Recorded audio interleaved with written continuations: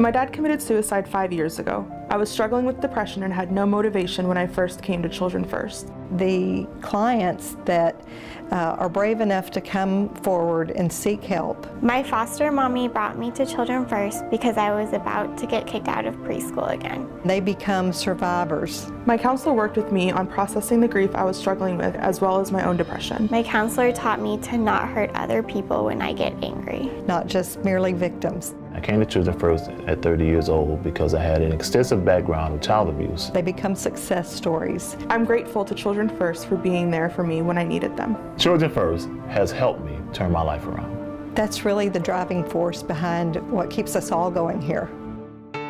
At Grand Prairie's Children First Counseling Center, the success stories number well into the thousands.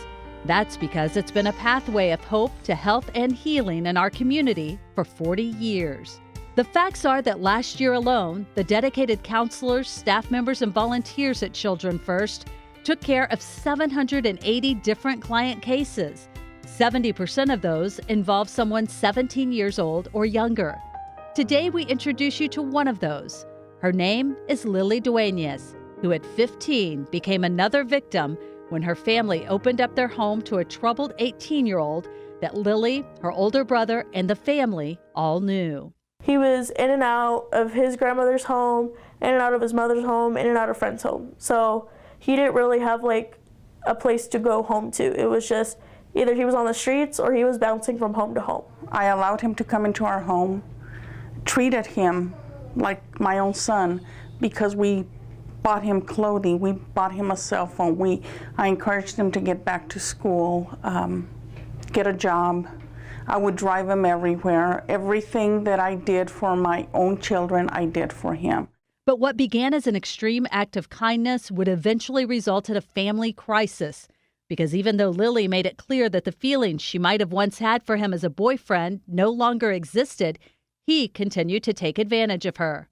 Like, he just didn't like to sleep. And so he would wait till I was asleep or wait till the house was just quiet and come bother me. But he made it really innocent where it wasn't, he was gonna do something, he'd be like, hey, let's go play video games, hey, like, let's watch a movie, let's watch TV.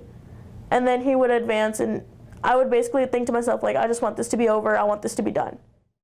It was not until the young man moved out that Lilly finally got up the courage to reveal what had been happening to her while the rest of her family was asleep.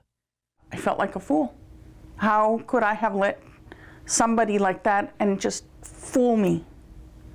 And me not know what was going on in the middle of the night in my own house. They went and found him on the streets and they interviewed him, and even though he admitted what he did, they still said there was no physical evidence of what he did. So he still roams these streets with no charges pressed on him, nothing, not even a record on him for that. Anger, rage, and then I had to calm my husband down because he's a Marine. He was in Special Forces, and I told him, we can't touch him. It's easy for people to turn a blind eye or a deaf ear when a victim has known their perpetrator. And so this is a perfect example of that and how much she needed to be heard. We originally went to Children's Hospital, and they have a division to assist families with sexually assaulted children. And so they told me she's gonna need counseling. Children First Counseling Center, how may I help you? Fortunately for Lilly, Elizabeth had heard about Children First and immediately made the call to ask for help. To be honest, I thought financially this is gonna break us. There is no way that we'll be able to afford all of these sessions. But when I was told that they have donors who help, that was a huge lift off of my chest. The biggest thing for me was I needed her to heal, because all of the anger, all of the hate, all of the broken feelings were being lashed at us at home.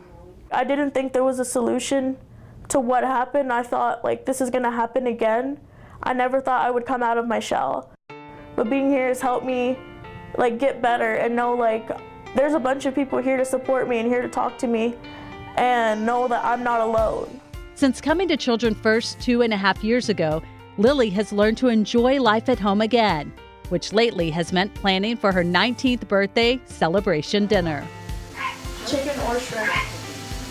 Chicken or shrimp Alfredo? Yeah. And after graduating last spring from South Grand Prairie High, she enrolled at Tarrant County College and has her sights set on nursing school. And she's also learned a lot about the place that for 40 years has made it possible for so many people just like her to believe in themselves and their future again. It's never too late to get help. It's never too late to help yourself and speak up.